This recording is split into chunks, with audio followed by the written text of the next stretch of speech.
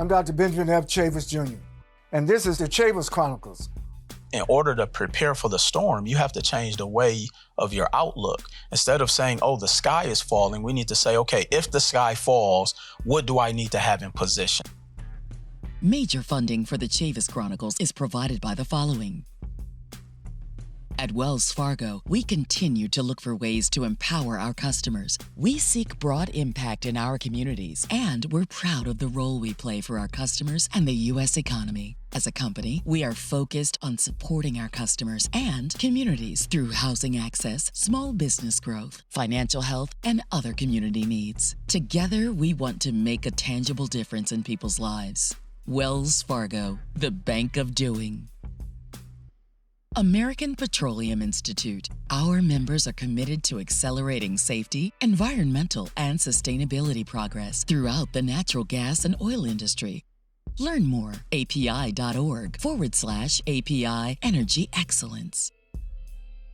Reynolds American, dedicated to building a better tomorrow for our employees and communities. Reynolds stands against discrimination in all forms and is committed to building a more diverse and inclusive workplace. We welcome to the Chavis Chronicles one of our nation's leading financial strategists, Will Roundtree. Yes, sir. Thank you. Pleasure's all mine, Doc. So how did you first get involved in financial literacy, coaching? Is something about your own career that led to this decision? Yeah, absolutely.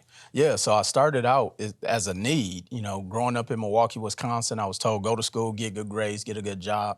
Found out that path didn't work for me. And so after I graduated high school, I got into the workforce, worked for a company. I was there for about 8 years. I thought I was going to retire. I was literally marking the years off on the calendar. Mm-hmm. And then one day, August 13th, went in, found out that a hedge fund company had bought the company. August 14th, there were chains on the door. Wow. So didn't know what I was going to do with my life, but I got introduced. And none of that was expected? None of it. Look, I was planning for retirement 20 years prior.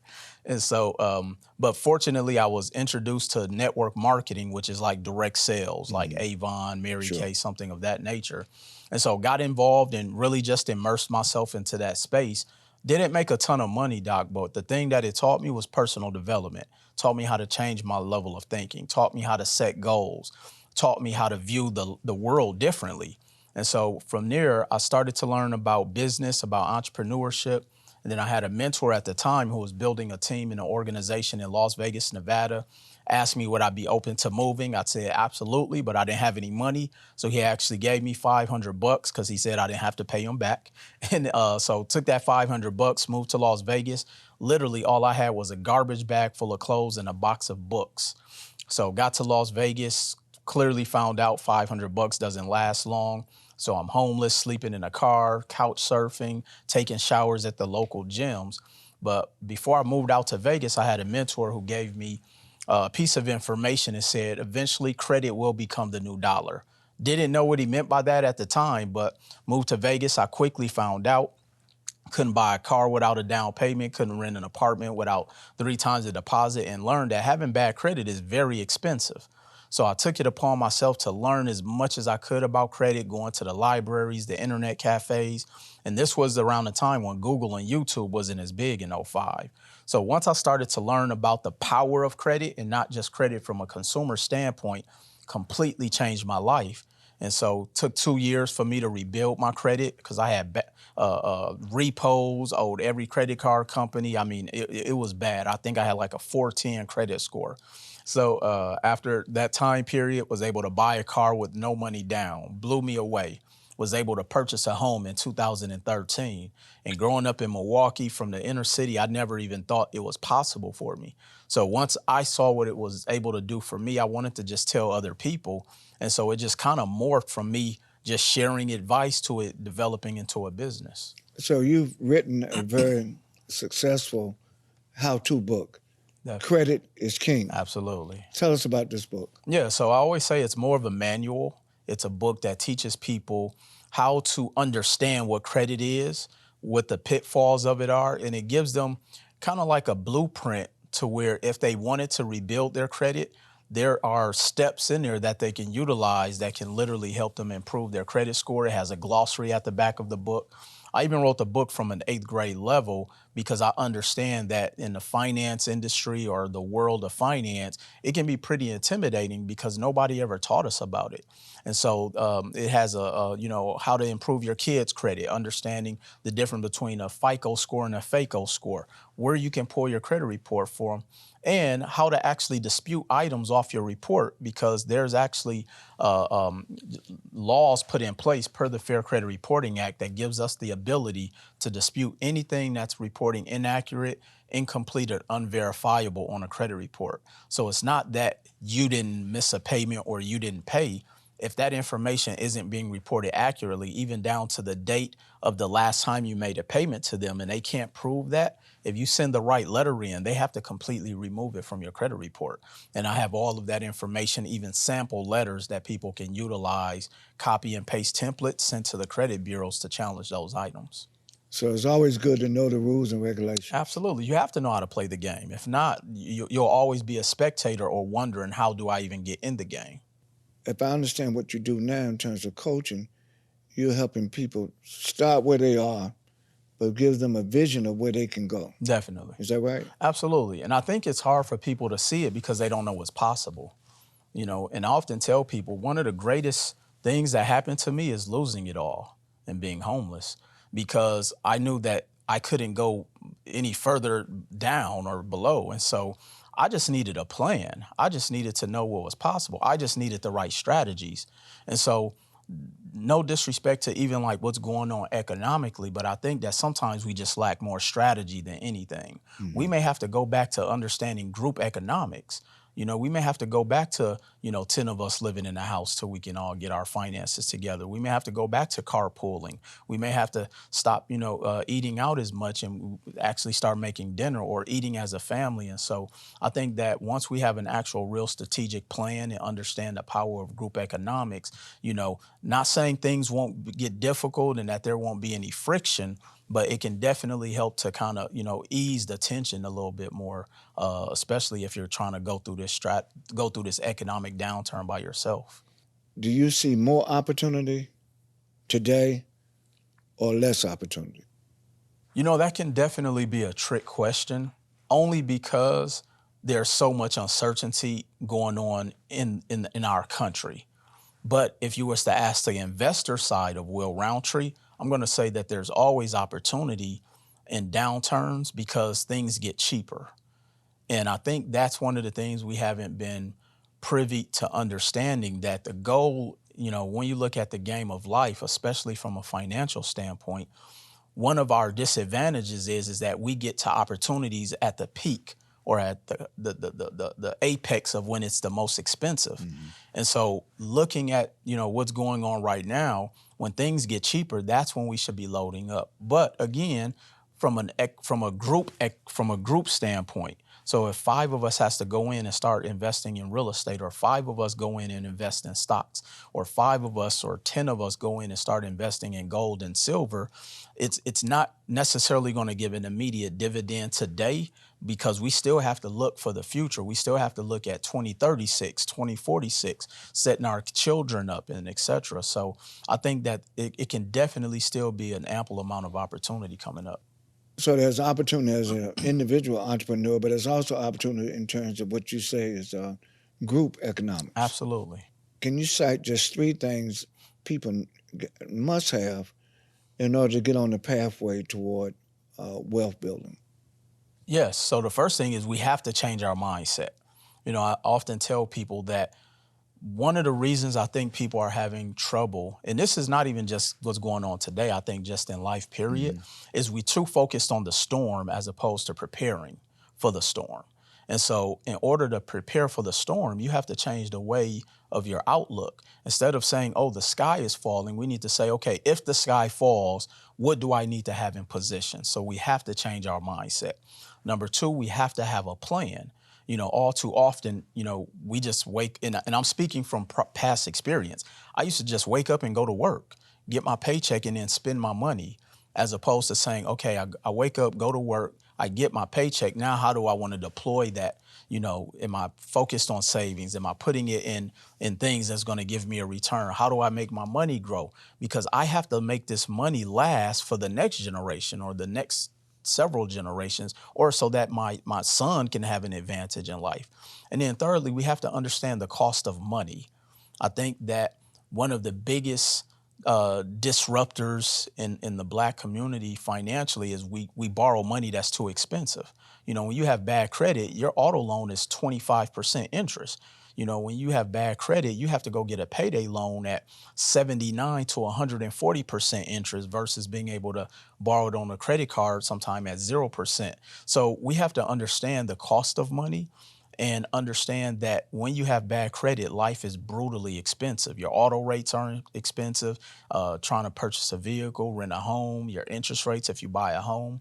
So yes, I would say mindset, having a plan, and understanding the cost of money. You don't have to be consigned to one level. You can actually move up. Oh no, I agree. And so one of the things I always tell a lot of my affluent clients is that you want to be able to maximize your money making years, because also often, and I'm sure you've seen this working, you know, closely in the culture, is that they want to work and try to change their life after the money is run out. And now they're operating out of desperation, trying to find something that's going to put them back on the level that they were on. And so I'll say, okay, when you do get that $1 million contract, or you do get that 20 million or $100 million contract, let's now put your money to work for you. Let's go and invest in assets. You know, when I have an athlete and I'm saying, look, instead of giving your friends, family, and relatives money or bailing them out, let's create an opportunity. Let's create a business that you make them run, and now you make them earn the money. But then not only that, that's a tax write-off for you now, as opposed to just giving them money. Right. And so I just try to show them strategic opportunities to set themselves up, show them strategic ways to protect their money, show them strategic ways on how to help their community without it feeling like they're being extorted, because that usually is the term I hear often by the time they're at the end of their career, when nobody is there to save them or help them out. And so whether you're an affluent individual or someone who is just entering the workforce, we just have to put the right plan and strategy in place. In your strategy to acquire real estate assets, yes, is it both residential and commercial? Absolutely. Anything that's going to appreciate. So because and once you acquire the say commercial, you sell it, you renovate no, it, absolutely. you hold on to it. I hold all my real estate. I don't sell anything. Because is that right? Absolutely. Because explain that, because definitely. I know a lot of people say, "Man, I'm going to flip this, flip this, flip that." What is your strategy in terms of real estate? So I buy and hold, because when you look at flipping, if the goal is to build wealth and the property is the wealth asset, if you sell it, you no longer have wealth. And on top of that, you're going to pay taxes. The whole game of life to be able to keep your wealth is you have to also mitigate your tax liability. But when I buy the property, I fix it up, I rent it out, something that's going to pay me forever. Now I have an asset that is going to pay me forever. On top of that, I can leverage that to mitigate my tax liability. And so when you look at the way the wealthy play this game, is because they hold a bunch of assets that appreciate. They can depreciate the value against their taxes, but then it pays them forever. And then if I ever do need to get liquid, I can borrow against that property or the asset completely tax-free. And when I started to learn those strategies, it was a game changer.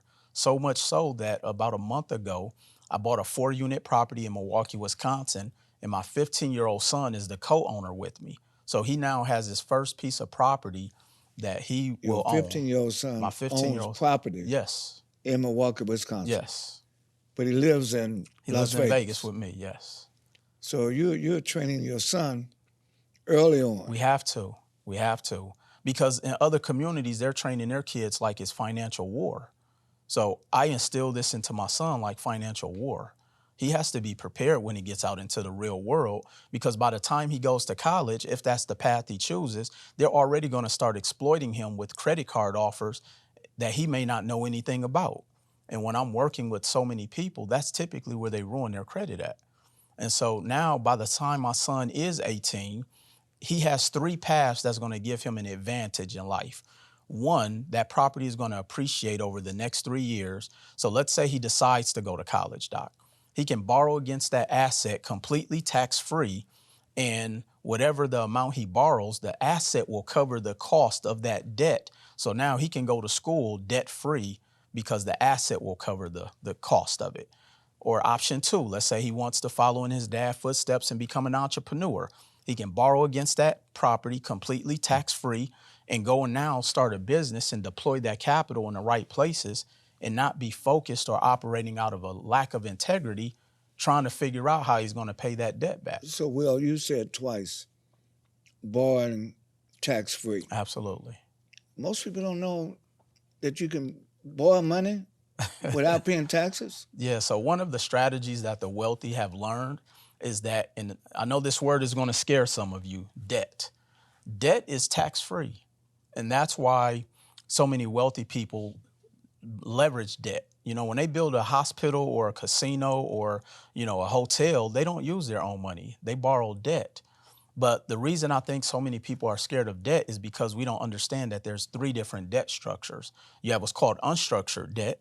That's the debt people primarily get into, which is debt that doesn't make them money. A house that they may buy, a vehicle or credit card or consumer debt.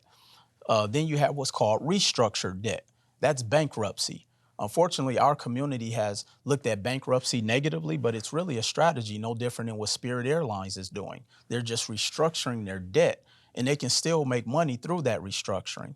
And then you have the strategy of debt that most investors and high-level and affluent entrepreneurs use. It's called structured debt, where I can go out there and borrow X amount of dollars from the bank, deploy it into buying assets that will not only pay me a percentage of a return, but then also service the debt or how much it cost me to actually borrow the money.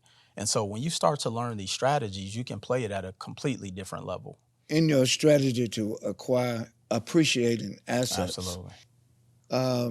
Is it all domestic or is it also international? Oh, it can be both because the strategy is the same.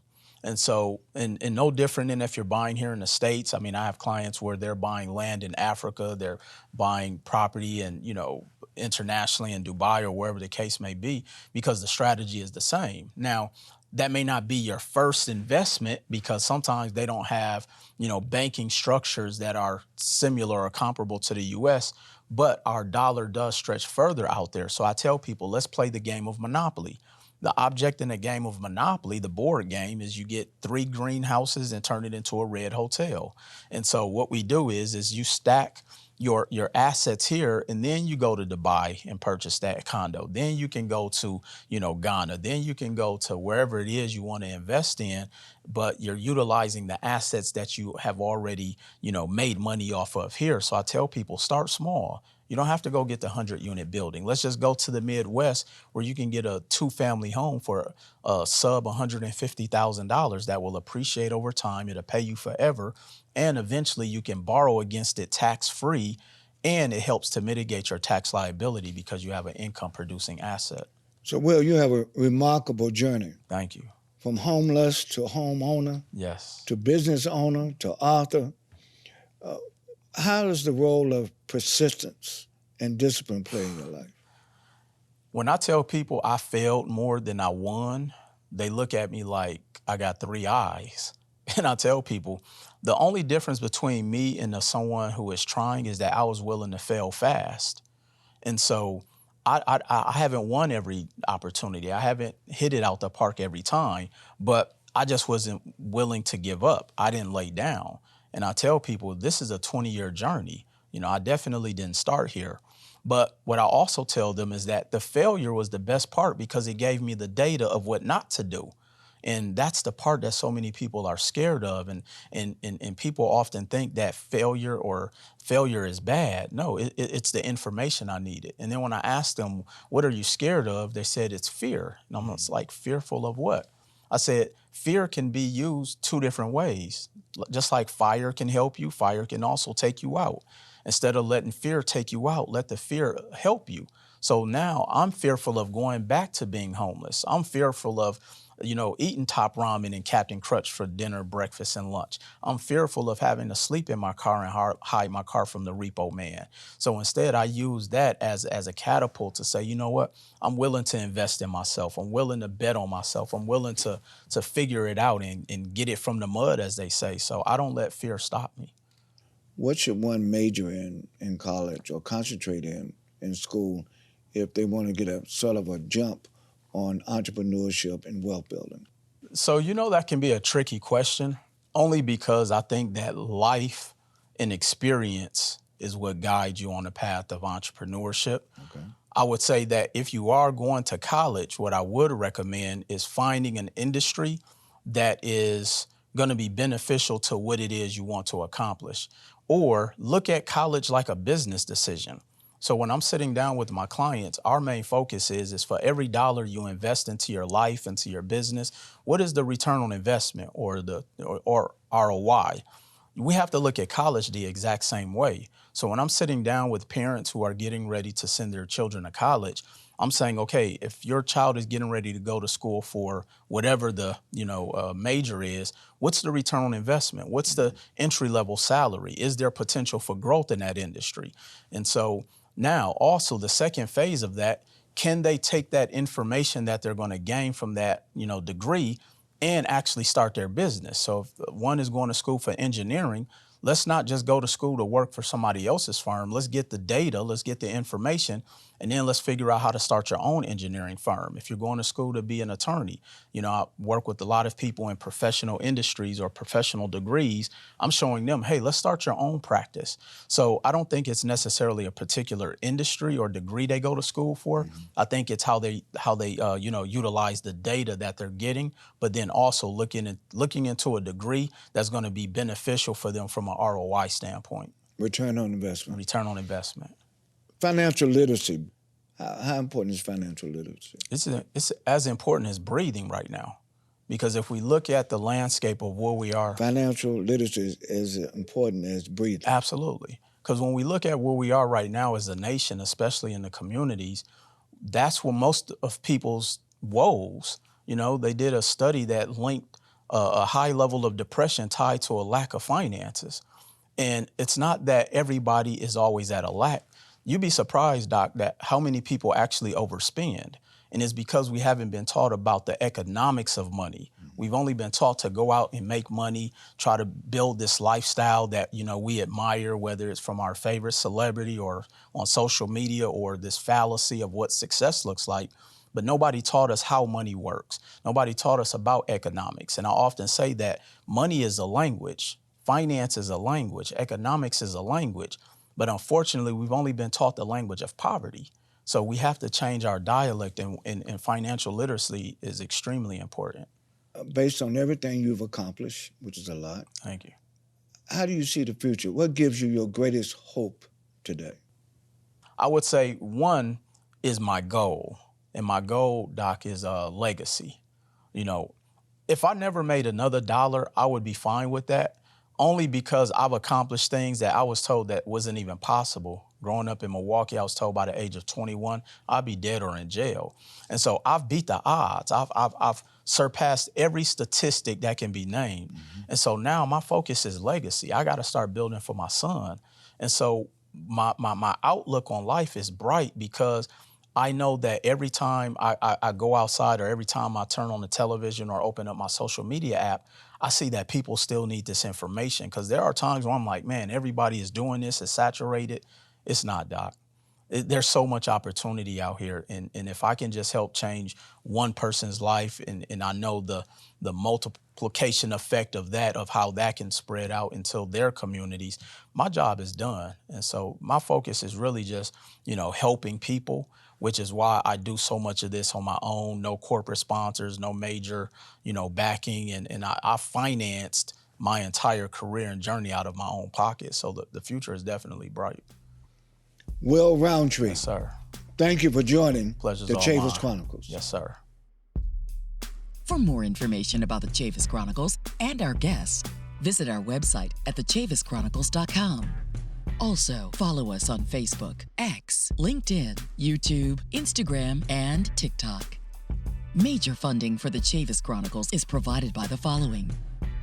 At Wells Fargo, we continue to look for ways to empower our customers. We seek broad impact in our communities, and we're proud of the role we play for our customers and the U.S. economy. As a company, we are focused on supporting our customers and communities through housing access, small business growth, financial health, and other community needs. Together, we want to make a tangible difference in people's lives.